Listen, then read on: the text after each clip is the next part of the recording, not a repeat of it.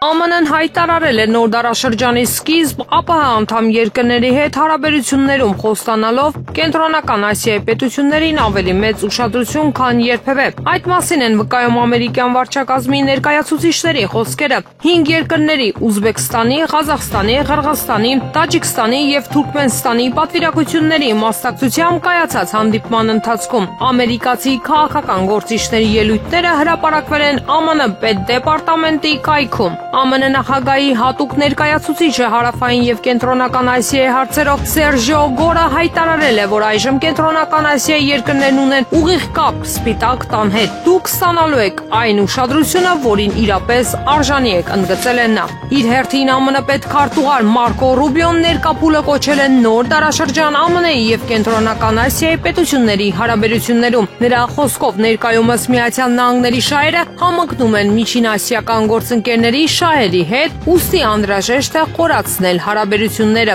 Մեր կողմից մենք փնտրում ենք հնարավորություններ, որպեսզի ամերիկյան նորարարությունները, բիզնեսը եւ արտադրանքը դուրս գան նոր շուկաներ, քանի որ դա ամրապնդում է երկրների միջև կապերը։ Իսկ ձեր կողմից դուք ցանկանում եք օգտագործել Աստծո կողմից տրված մարդկային եւ բնական ներուժը տնտեսությունը դիվերսիֆիկացնելու համար, չլինելով միայն հումքի կամ էներգիայի աղբյուր, այլ զարգացնելով նոր ճյուղեր եւ ստեղծելով երկարաժամկետ հնարավորություններ ձեր քաղաքացիների համար, նշել է նա։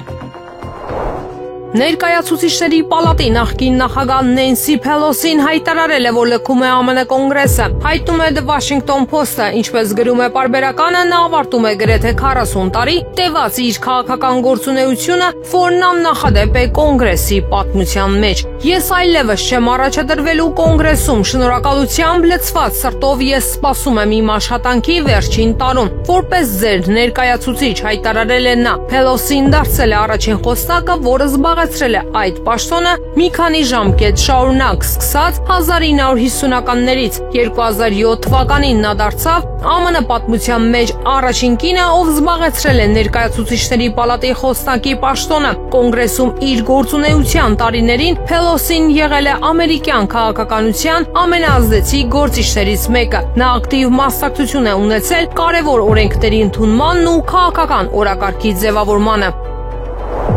Մանվել Քեշիշյանը նշանակվել է վարչապետի աշխատակազմի ռազմավարական հաղորդակցության վարչության պետ։ Որոշումը ստորագրել է վարչապետ Նիկոլ Փաշինյանը։ Նա այդ պաշտոնին նշանակվել է 12 ամիս փորձաշրջանով։ Մանվել Քեշիշյանի փորձաշրջանը համակարգող է նշանակվել վարչապետի աշխատակազմի տեղեկատվության եւ հասարակայնության հետ կապերի վարչության պետ Արմեն Խաչատրյանը։ Մանվել Քեշիշյանը նախկինում զբաղեցրել է ԱՄՆ միջազգային զարգացման գործակալության Հայաստանի հանրային կապերի եւ հաղորդակցության մասնագետի պաշտոնը, աշխատել է նաև Շանթ հեռուստաընկերությունում որպես լրագրող։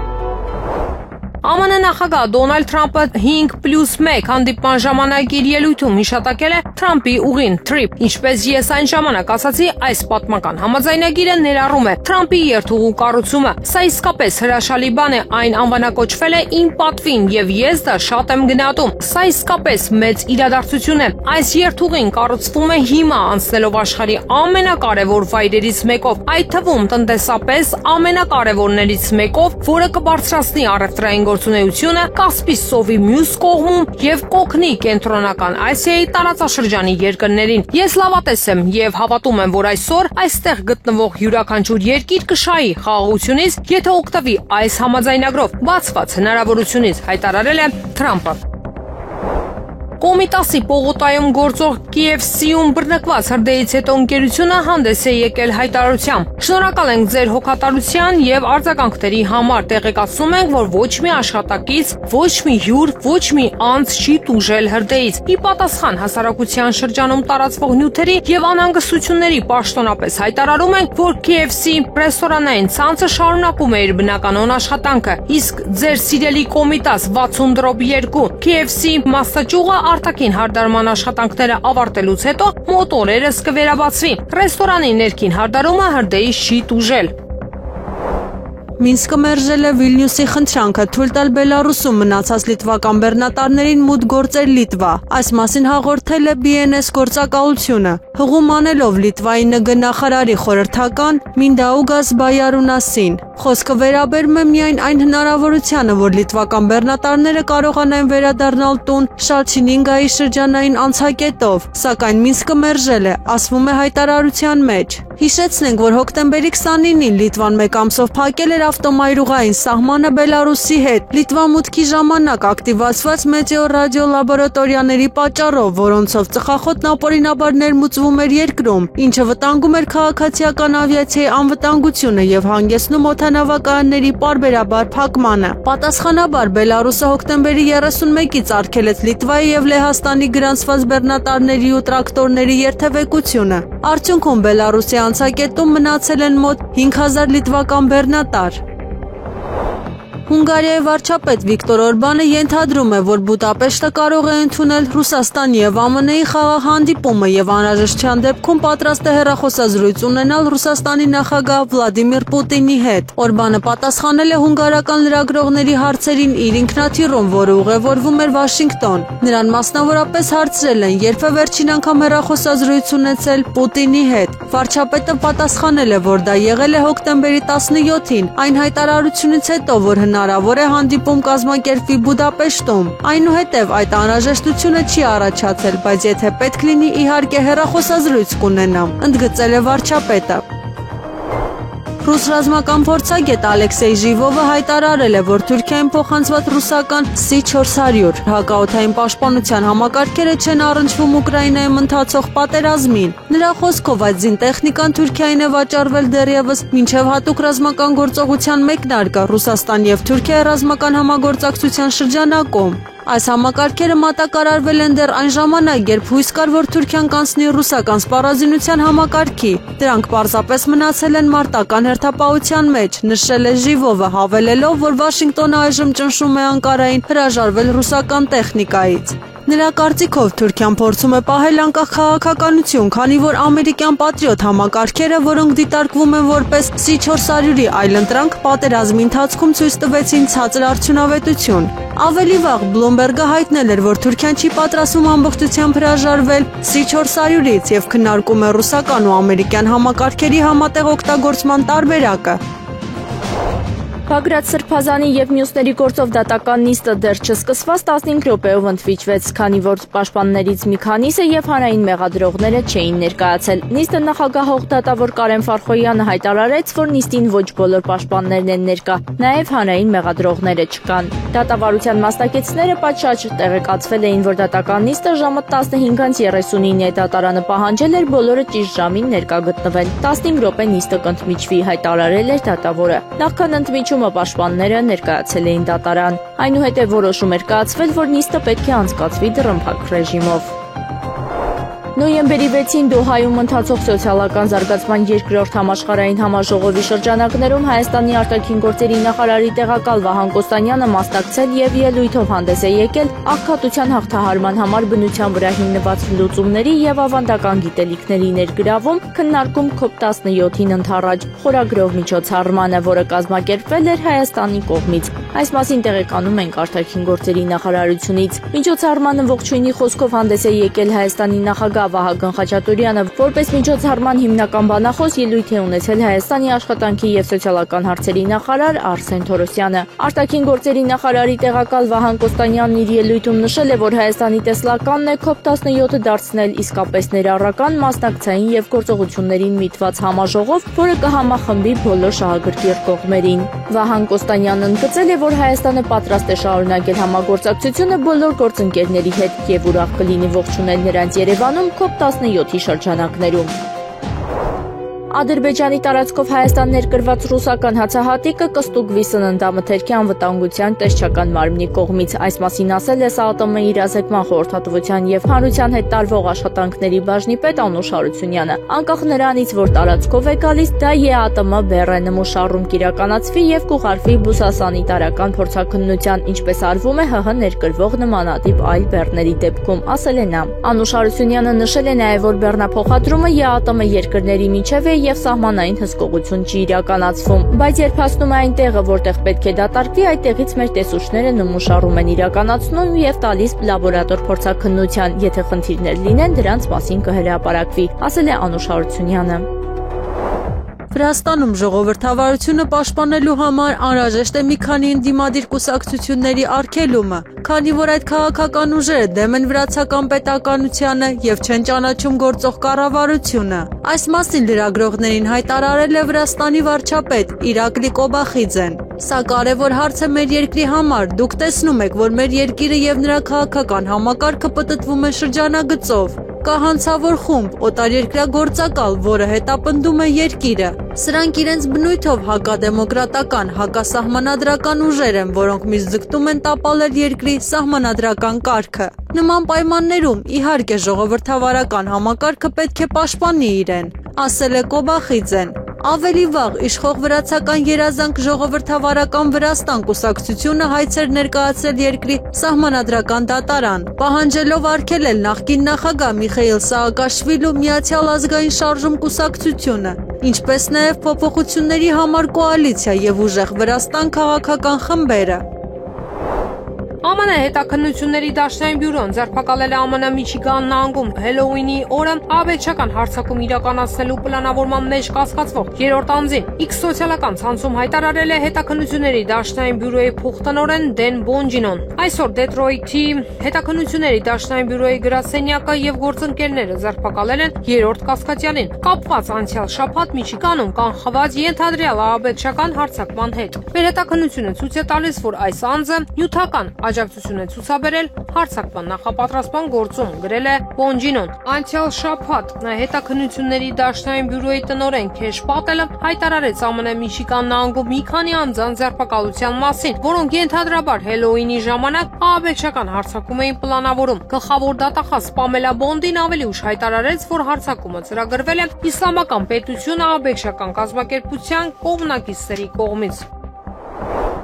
ԱՄՆ նախագահ Դոնալդ Թրամփը Truth Social սոցիալական ցանցում կրկին հայտարարել է, որ Միացյալ Նահանգները պատրաստ է պաշտպանել քրիստոնյաներին Նիգերիայում, ինչպես նաև ամբողջ աշխարհում, չնայած աֆրիկյան երկրի իշխանությունների հերքումներին, թե իբրև նրանք չեն պաշտպանում քրիստոնյաներին ահաբեկիչներից։ Նիգերիայում քրիստոնեությունը գոյության սպառնալիքի տակ է։ Միացյալ Նահանգները չի կարող անտարբեր մնալ, երբ նման վայրագություններ են տեղի ունենում այնտեղ եւ շատ այլ երկրներում։ Մենք պատրաստ ենք, ցանկանում ենք եւ կարող ենք փրկել մեր հրաշալի քրիստոնյա ժողովրդին ամբողջ աշխարհում, գրել է Թրամփը։ Թրամփը նախկինում Նիգերիան անվանել էր հատուկ մտահոգության առարկա երկրի իսլամիստների կողմից քրիստոնյա նիգերիացիների ենթադրյալ ցեղասպանության պատճառով, որի դեմ պայքարելու ոչ մի միջոց Նիգերիայի կառավարությունը ենթադրաբար չունի։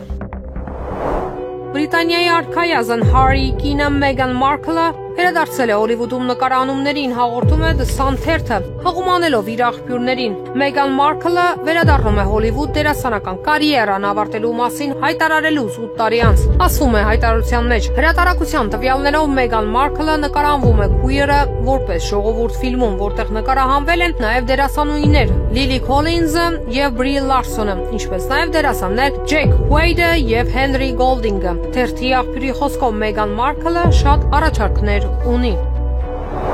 Պատմությունը Ռուսաստանի եւ Հայաստանի առևտրային հարաբերությունների ոլորտում ձգվում է դարեր շարունակ, բայց ներկայիս փուլը բացում է նոր էջ իրենց համագործակցության մեջ։ 2025 թվականի նոյեմբերի 5-ը դարձավ ճակատագրական պահ։ Ռուսաստանի ալյուրի մատակարարումները Հայաստանի համար սկսվեցին երկաթուղով, տարածաշրջանային տրանսպորտային կապերի բացման արդյունքում։ Այս իրադարձությունը կարևոր չէ միայն որպես լոգիստիկ խնդիր, այն խորհրդանշում է ավելի քան 3 տասնամյակ ընդհատված կապերի վերականգնումը։ Ռուսաստանի աջակցությունն Հայաստանին չափազանց մեծ է, երկաթուղային երթուղու գործարկում է միայն խորհրդանշական քայլ չէ, այլ պրագմատիկ տնտեսություն։ Երկաթուղային տրանսպորտը զգալիորեն ավելի էժան է ավտոմոբիլայինից, ինչը ռուսական ալյուրն ավելի մատչելի է դարձնում հայկական սպառողների համար։ Նախկինում բեռնափոխադրումները իրականացվում էին բացառապես ռուսական-վրացական սահմանով, ինչը ստեղծում էր լոգիստիկ սահմանափակումներ եւ բարձրացնում ապրանքների արժեքը։ Երկաթուղային հաղորդակցությունը բացում է հնարավորություններ ոչ միայն հացահատիկի հացահատիկի մատակարարումների համար։ Յուրաքանչյուր վագոն հացահատիկ, որը գնում է վերականգնված երկաթգծերով, ներդրում է ապագայի կայունության եւ երկու ժողովուրդների փոխադարձ բարեկեցության մեջ։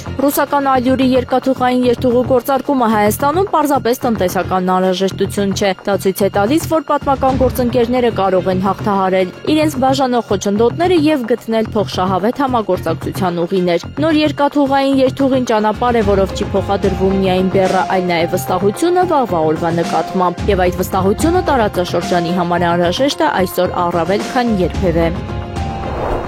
ԱՄՆ պետքարտուղար Մարկո Ռուբիոն հայտարարել է, որ հաջորդ տարի մտադիր է այցելել Ղազախստան, Ղրղզստան, Տաջիկստան, Թուրքմենստան եւ Ուզբեկստան։ Ես անձամբ մտադիր եմ հաջորդ տարի այցելել բոլոր 5 երկրները։ Գիտեմ, որ դա 1 շաբաթ տևողությամբ կամ ավելի երկար ուղևորություն կլինի, ասել է նա պետդեպարտամենտի ընդունելության ժամանակ, որին մասնակցել են 5 երկրների արտաքին քաղաքականության գործակալությունների ղեկավարները։ ԱՄՆ պետքարտուղարը նշել է, որ ամերիկյան բիզնեսները հետաքրքրված են վերոնշյալ Կենտրոնական Ասիայի երկրների շուկաներ մուտք գործելու ընդլայնմամբ։ Ռուբիոն ափսոսանք է հայտնել, որ ամերիկյան իշխանությունները վերջին 10 տարիների ընթացքում բավարար ուշադրություն չեն դարձրել տարածաշրջանին։ Ղազախստանի նախագահ Կասիմ-Ժոմարտ Տոկաևը ժամանել է Վաշինգտոն, այս մասին հայտնել է նրա մամուլի ծառայությունը։ Մեր պետության ղեկավարին դիմավորեց ԱՄՆ պետքարտուղարի տեղակալ Քրիստոֆեր Լանդաուն։ Վաղը Կասիմ-Ժոմարտ Տոկաևը բանակցություններ կվարի նախագահ Դոնալդ Թրամփի հետ, ինչպես նաև կմասնակցի Կենտրոնական Ասիա ԱՄՆ գագաթնաժողովին, հայտնել է մամուլի ծառայությունը։ C5 գումարած 1 ձևաչափը տարածաշրջանային դիվանագիտական նախաձեռնություն է, որը ստեղծվել է 2015 թվականին եւ միավորում է Միացյալ Նահանգներն ու Կենտրոնական Ասիայի 5 երկրներ։ Նպատակաուղղված է քաղաքական երկխոսության ամրապնդմանը, տնտեսական գործունեության զարգացմանը եւ տարածաշրջանի պետությունների ու Միացյալ Նահանգների միջև ռազմավարական փոխգործակցության ընդլայնմանը։ Միլիարդատեր Ջարեդ Այզեկմանը, ում ԱՄՆ նախագահ Դոնալդ Թրամփը առաջադրել է ԱՄՆ ազգային աերոնավտիկայի եւ տիեզերական տարածության վարչության ղեկավարի պաշտոնում, առաջարկել է անօդաչու առաքելություն ուղարկել Մարս արդեն 2026 թվականին։ Այս մասին հայտնել է Bloomberg-ը, որը ձեռք է բերել պատրաստված նախագիծ Աթենա ծրագրից հատվածներ։ Ըստ հրատարակության փաստաթղթում նշվում է, որ միլիարդատեր Իլոն Մասկի SpaceX-ը կարող է լինել այն ընկերություններից մեկը, որը կարող է օգնել ԱՄՆ-ին Մարս առաքելություն իրականացնել։ Ծրագրում նաև քննարկվում է NASA-ի եւ Blue Origin-ի, Rocket Lab-ի եւ Axiom Space-ի միջև հնարավոր համագործակցությունը։ Թրամփը Այզեկմանի թեկնածությունը առաջադրել է NASA-ի ղեկավարի պաշտոնում այս տարվա սկզբին։ ԱՄՆ նախագահ Դոնալդ Թրամփը պնդել է, որ Վաշինգտոնը, Մոսկվան եւ Պեկինը մշակում են միջուկային զինաթափման ծրագիր։ Ֆլորիդա նահանգի Մայամի քաղաքում կայացած բիզնես ֆորումում ելույթ ունենալով նա գնահատել է, որ իր երկիրն ունի ամենահզոր զինված ուժերը։ Մենք թիվ 1 միջուկային տերությունն ենք եւ ես չեմ սիրում դա խոստովանել։ Եթե մենք երբևէ ստիպված լինեինք օգտագործել այն միջուկային զենքը, դա սարսափելի կլինի։ Ռուսաստանը երկրորդն է, Չինաստանը երրորդը։ Մենք կարող ենք աշխատել մեր 3 երկրների միջուկային զինաթափման ծրագրի վրա եւ կտեսնենք դա կաշխատի, թե ոչ, ասել է Թրամփը։ Հոկտեմբերի 30-ին Ռուսաստանի նախագահի մամուլի քարտուղար Դմիտրի Պեսկովը լրագրողներին հայտնել է, որ Մոսկվան եւ Վաշինգտոնը ներկայումս միջուկային զինաթափման վերաբերյալ փորձագիտական բանակցություններ չեն վարում, սակայն թեման մնում է օրակարգում։ Թուրքիայի ազգային հետախուզական կազմակերպության ղեկավար Իբրահիմ Քալանը Գազայի հատվածում հրադադարի համաձայնագրի իրականացման հարցը քննարկել է արմատական պաղեստինյան Համաս շարժման ներկայացուցիչների հետ։ Այս մասին հաղորդում է թուրքական NTV հեռուստաալիքը, հղումանելով հետախուզական ծառայության աղբյուրներին։ Քալանը Ստամբուլում հանդիպել է Համասի քաղբյուրոյի պատվիրակության հետ Խալիլ Ալ-Հայայի գլխավորությամբ։ Պաղեստինյան շարժման ներկայացուցիչները մեղադրել են Իսրայելին հրադադարի ռեժիմը խախտելու մեջ, հաղորդում է NTV-ն։ Հանդիպմանը քննարկվել են նաև Գազայի խաղաղության ծրագրի հաջորդ փուլերի իրականացման եւ միջազգային կազմակերպությունների հետ համագործակցության պաղեստինյան անկլավի բնակիչների մարդասիրական օգնության տրամադրման հարցերը։ Սեպտեմբերի 29-ին Սպիտակ տունը հրապարակեց ԱՄՆ նախագահ Դոնալդ Թրամփի համապարփակ ծրագիրը, որն ուղղված էր Գազայի հակամարտության կարգավորմանը։ Բրիտանական զինվորականները 8 տարի ուշացումով հայտարարեցին Ajax զրահատեխնիկայի առաջին մատակարարման մասին։ Հաղորդում է Guardian թերթը հղումանելով երկրի պաշտպանության փոխնախարար Լյուկ Փոլարդին։ Հրատարակության տվյալներով Ajax-ի մատակարարումները սկզբնապես նախատեսված էր սկսել 2017 թվականին, սակայն վերջնաժամկետը հետաձգվել է մինչև 2020 թվականի հուլիսը։ Թերթը գրում է, որ այս զրահապատ մեքենաների 2020 թվականի շնորհանդեսի ժամանակ Ajax-ում հայտնաբերվել է չափազանց մեծ աղմուկ։ Փորձարկումները դադարեցվել են այն բանից հետո, երբ 11 զինծառայողներ երկարատև բժշկական հսկողության տակ են հայտնվել լսողության կորստի մասին հաղորդագրությունների պատճառով։ Ընդհանուր առմամբ Մեծ Բրիտանիայի պաշտպանության նախարարությունը պատվիրել է 589 Ajax զրահամեքենա եւ դրանց մոդիֆիկացիաները, որոնց ամբողջական մատակարարումը նախատեսվում է ավարտել ընթացիկ տասնամյակի վերջին։ ԱՄՆ նախագահ Դոնալդ Թրամփը կցանկանար, որ Նյու Յորքի քաղաքապետի թեկնածու Զոհրան Մամդանին հաջողության հասներ, բայց հավելել է, որ Մամդանին պետք է սիրալիր լինի իր հետ, ասել է նա Fox News-ին տված հարցազրույցում։ Ես կցանկանայի, որ նոր քաղաքապետը լավ գործեր աներ, քանի որ ես սիրում եմ Նյու Յորքը։ Կարծում եմ նա պետք է սիրալիր լինի ինձ հետ, ասել է Թրամփը։ Պետք է սպասենք հանրային ծառայությունները կարգավորող հանձնաժողովի որոշմանը եւ դրանից հետո մեր մոտեցումները ձևակերպենք։ Այս մասին լրագրողների հետ զրույցում անդրադառնալով հարցին արդյոք կառավարությունը պատրաստվում է գնել հեծը սեփականատերերից, ասել է վարչապետ Նիկոլ Փաշինյանը։ Նա հիշեցրել է, որ քաղաքացիական պայմանագրի համաժողովում հեծի մասով երկու սցենար է նշել, որոնք մնում են ուժի մեջ։ ՀԾԿ-ի որոշումը կամ հնարավոր, կամ էլ անհնար է դարձնելու մեր մտածած սցենարները, կամ էլ դրանց վրա որոշակի ազդեցություն է ունենալու։ Որոշումից հետո նոր կկենտրոնացնենք։ Հարց է նաև ծագում, թե ինչքան է լինելու գինը, իսկ գինը պետք է որոշվի համակողմանի վերլուծության արդյունքում։ Եթե դա կլինի տրամաբանական գին, ես ասել եմ, որ կառավարությունը շատ լրջորեն կքննարկի, եթե շատ մեծ կլինի գինը եւ ակնհայտ կլինի, որ պետական միջոցներով չեն կարողանալու դա իրականացնել, կգնանք երկրորդ սցենարով, նշել է Փաշինյանը։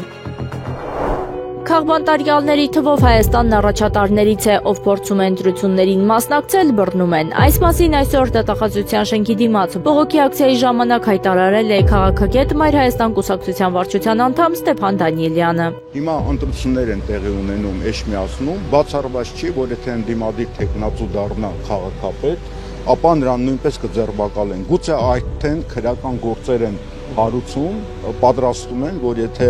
լինի հաղթանակ, նրանց նույնպես ձերբակալելու են։ Ես ուզում եմ մեր քաղաքացիներին դիմել եւ ասել, որ չկարծեք, որ սա վերաբերվում է միայն հոգեվորականներին, միայն ընդդիմադիր հայացք ունեցող մարդկանց։ Հերթը ձեզ էլ է գալու, որտեղ երբ որ բռնատիրական մեքենան սկսում է աշխատել, այդ մեքենան արդեն կանգնացնել չի լինի, այդ մեքենան արդեն նոր զոհեր է պահանջում։ Եվ յուրաքանչյուր Հայաստանի քաղաքացի պետք է հասկանա, որ 2026 թվականի ընտրություններից հետո իրենք յուրաքանչյուրը լինելու են թիրախում են լինելու գործարարները, որոնք փորձելու են ինքնուրույն լինել, չմուծվել իշխանությանը կամ գործող վարչապետի փաստացի կնոջ հիմնադրամներին, այսինքն սա բոլորին է վերաբերվում եւ բոլորը պետք է զգոն լինեն եւ հասկանան, որ իրենց է կախված նաեւ կանգնեցնելու այս բռնատիրական մեքենան։ Ողջունում եմ Ռուսաստանի Դաշնության ակտիվությունը Ադրբեջանի տարածքով երկաթուղու հետ կապված, ասել է Փաշինյանը, հիշեցնելով օգոստոսի 8-ից հետո փորձագիտական գնահատականները, որ ՌՏ-ի համար սա նեգատիվ զարգացում է։ Նաև Իրանի համար, որ նեգատիվ զարգացում էր, մենք ասում էինք ոչ, այս որոշումը նպաստելու է ՀՀ-ՌԴ հարաբերությունների զարգացմանն ու խորացմանը։ 3 ամիս հետո մենք արդեն ունենք զարգացումներ 130 վագոն ՌԴ-ից, պատկերացնում եք, չէ՞ քանի բեռնատար է։ Ուզում եմ ընդգծել, որ սա լիարժեք համապատասխան է օգոստոսի 8-ից հետո զարգացումներին ու մեր պատկերացումներին, ասել է Փաշինյանը։ Հայաստանի Հանրապետության վարչապետ Նիկոլ Փաշինյանի որոշմամբ Հայկ Հարությունյանը նշանակվել է ֆինանսների նախարարության գլխավոր քարտուղար։ Ղեկավարվելով քաղաքացիական ծառայության մասին օրենքի 14.1 հոդվածի առաջին մասով 16-րդ հոդվածի առաջին մասով Հայկ Արսենի Հարությունյանին 2025 թվականի նոյեմբերի 6-ից նշանակել ֆինանսների նախարարության գլխավոր քարտուղար, ասված է որոշման մեջ։ Փաշինյանը նաև որոշում է ստորագրել, որով Կիպրոսի դեսպանությանը կից Հայաստանի Հանրապետության ռազմական կցորդի հաստիք է սահմանվել, հիմք ընդունելով դիվանագիտական ծառայության մասին Հայաստանի Հանրապետության օրենքի 10-րդ հոդվածի 8-րդ մասը, սահմանել Կիպրոսի Հանրապետությունում Հայաստանի Հանրապետության դեսպանությանը կից Հայաստանի Հանրապետության ռազմական կցորդի հաստիք, նշված է որոշման մեջ։ Հայաստանի պաշտպանության նախարարությանն այս տարի լրացուցիչ կտրամադրվի 4.370.000 դրամ։ Համապատասխան որոշումն ընդունվել է Հայաստանի Հանրապետության կառավարության այսօրվա նիստի ժամանակ։ Միջոցներն ուղղվելու են տվյալ բնակավարում իրականացվող քաղաքականությանը, Հայաստանի Հանրապետության պաշտպանության, անվտանգության, տարածքային ամբողջականության և սահմանների անձեռնմխելիության ապահովման համար, ասված է որոշման հիմնավորման մեջ։ Պաշտպանության նախարարությունից վստահեցնում են, որ նախագծի ընդունումը Հայաստանի Հանրապետության 2025 թվականի պետական բյուջեի տարեկան եկամուտների և ծախսերի փոփոխությունների չի հանգեցնում։ Հայաստանի Հանրապետության գլխավոր դատախազ Աննա Վարդապետյանն աշխատանքային այցով մեկնել է Իտալիայի Հանրապետություն։ Աշխատանքային այցի շրջանակում Աննա Վարդապետյանը կհանդիպի Իտալիայի Վճռաբեկ դատարանի գլխավոր դատախազ Պիերո Գաետային և մի շարք այլ պաշտոնյաների հետ։ Գլխավոր դատախազի ղեկավարած պատվիրակության կազմում են նաև Հայաստանի Հանրապետության զինվորական դատախազ, Հայաստանի Հանրապետության գլխավոր դատախազի տեղակալ Գրիգորի Էլիզբարյանը և Հայաստանի Հանրապետության գլխավոր դատախազի տեղակալ Եղիազար Հավաքյանը։ Այցի շրջանակում կստորագրվի համագործակցության ընդլայնման մասին փոխըմբռնման հուշագիր Հայաստանի Հանրապետության զինվորական դատախազության և Իտալիայի Հանրապետության Գերագույն Վճռաբեկ դատարանին կից գլխավոր զինվորական դատախազության միջև։ Հայաստան է ժամանում հացահատիկով բեռնված գնացքը, որն անցել է Ռուսաստան, Ադրբեջան, Վրաստան, Հայաստան երկաթուղային ուղով։ Գնացքը Հայաստան է ժամանել Տավուշի մարզի Այրում կայարանով։ Էկոնոմիկայի նախարար Գևորգ Պապոյանը ևս Այրում կայարանում էր դիմավորելու Հայաստան եկող գնացքին։ Նա նշել է, որ 15 վագոն հացահատիկով է բռնված գնացքը, որը կազմում է շուրջ 1000 տոննա։ Հրդեհ է բռնկվել Կոմիտասի Երևան Սիթիում, այս մասին հայտնել են ներքին գործերի նախարարությունից։ Նոյեմբերի 6-ին ժամը 11:08-ին ճգնաժամային կառավարման ազգային կենտրոն ահազանգ է ստացվել, որ Երևանի Կոմիտասի Պողոտայի սննդի կետերից մեկում հրդեհ է բռնկվել։ Հրդեհի բարդության 1 բի սկանչով դեպքի վայր են մեկնել ներքին գործերի նախարարության փրկարար ծառայության հրշեջ փրկարարական ջոկատներից 4 մարտական հաշվարկ և 1 ավտոսանդուղք։ Պարզվել է հրդեհը բռնկվել է Երևան Սիթի խանութների ցանցի Կոմիտասի Պողոտայի մասնաճյուղում, որտեղ տեղակայված են նաև սննդի այլ կետեր ևս։ Այսօր հրդեհ է բռնկվել նաև Թումանյան փողոցի սննդի կետերից մեկում, դեպքի վայր է մեկնել փրկարար ծառայության ջոկատից 2 մարտական հաշվարկ և 1 ավտոսանդուղք։ Այսօր ժամը 10:58-ին ահազանգ է ստացվել, որ Թումանյան փողոցի սննդի կետերից մեկում հրդեհ է բռնկվել։ Հրդեհը մեկուսացվել է ժամը 11:31-ին։ Բելարուսի հետ սահմանը պետք է վերաբացվի Մաքսանեն օդապարիկների խնդրի լուծումից հետո։ Այս մասին հայտարարել է Լիտվայի Սեյմի խոսնակ Յուոզաս Օլեկասը։ Մենք դեռ ուզում ենք, որ կյանքը շարունակվի և որ սահմանները մի օր կրկին բացվեն, ասել է պաշտոնյան։ Օլեկասը նշել է, որ սահմանի փակ լինելը մարդկանց խանգարում է բնականon կյանքով ապրելուն։ Ուկրաինայի հակամարտության հովանավորումը վտանգավոր ուղղություն է Եվրոպայի համար։ Նման հայտարարությամբ հանդես է եկել Ֆինլանդիայի ազատության դաշինք ազգային պահպանողական կուսակցության անդամ Արմանդ Մեման։ Նա հիշեցրել է, որ Եվրամիությունը հավանություն է տվել Ուկրաինային 1.8 միլիարդ եվրոյի հատկացմանը։ Բացի այդ, նրա խոսքով Եվրոպան զգալի միջոցներ է ներդրում լայնամասշտաբ հակամարտության նախապատրաստման համար, իսկ վերազինման համար, ինչպես սպասվում է, կծախսվի 6.8 տրիլիոն եվրո։ Ինչու է եվրոպական առաջնորդները շարունակում հովանավորել պատերազմը, որը շուտով կտարածվի Եվրամիության քաղաքներում, հարցրել է քաղաքական գործիչը։ Ուկրաինան ստացել է Միացյալ էքսպեդիցիոն կորպուսի Մեծ Բրիտանիայի գլխավորած ռազմական կոալիցիայի գործընկերոջ կարգավիճակ, որի մեջ մտնում են Հյուսիսային Եվրոպայի և Մերձբալթյան երկրները։ Այս մասին հայտնել է ֆրանսիական Le Monde թերթը։ Ուկրաինան կարող է հույս դնել եվրոպական ամենավճռական դաշնակիցների վրա և այս 10 երկրները ցույց են տալիս, որ մենք աջակցենք Ուկրաինային այնքան, որքան անհրաժեշտ կլինի, հայտարարել է Մեծ Բրիտանիայի պաշտպանության նախարար Ջոն Հիլին։ Համապատասխան համաձայնագրի ստորագրումը տեղի է ունեցել Նորվեգիայի Բուդե քաղաքում կոալիցիայի երկրների պաշտպանության նախարարների հանդիպման ժամանակ, որին մասնակցել է նաև Ուկրաինայի պաշտպանության նախարար, նախկին վարչապետ Դենիս Շմիգալը։ Եղանակը առաջիկա օրերին հանրապետության տարածքում նոյեմբերի 6-ից 10-ը սպասվում է առանց տեղումների եղանակ։ Քամին հարավարևմտյանը 2-ից 5 մետր վարկյան։ Օդի ջերմաստիճանը նոյեմբերի 6-ից 9 աստիճանաբար կբարձրանա 4-ից 6 աստիճանով։ Երևանում նոյեմբերի 6-ից 10-ը սպասվում է առանց տեղումների եղանակ։